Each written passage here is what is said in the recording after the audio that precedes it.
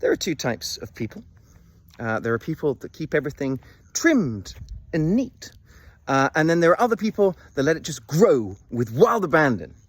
I'm, of course, talking about yards. I don't know what you guys thought I was talking about, but I'm interested in this because here in Texas, you can often see property lines because people have different approaches to how they do their yards. Now, Mrs. and I, we actually like our land to grow a bit wild. We'll keep it trimmed down by the house to keep snakes away and stuff like that. But the rest of the land, we let it grow pretty wild. We only really cut 4 times a year. And we want to do that because we want to encourage wildlife. Like yesterday, I was throwing the ball for the dogs. There was literally 100 butterflies. I mean, they were everywhere. And then last night, there were fireflies everywhere. And there's caterpillars all over the place. And there's bunny rabbits and everything else.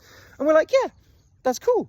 But then I've got a neighbor right there. He cuts his grass like 3 times a week. I mean, his yard looks like the US Masters. It really is a sight to see. And Mrs. and I were talking about this. And we theorized, well, I say we, she theorized, and now I'm exploring this. But she says it's a generational thing. So her theory is that boomers will keep their yards much neater. They will cut it on a Sunday. It's like keeping up with the Joneses. It's something you have to do. It's the way they were raised.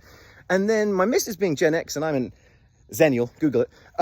We seem to sort of like prefer to keep our yards a little bit wilder. So I'm using you guys as a case study. Jump in the comments. Let me know. Do you trim your yard all the time? Or do you let it grow wild? But also let us know what generation you are. I'm intrigued.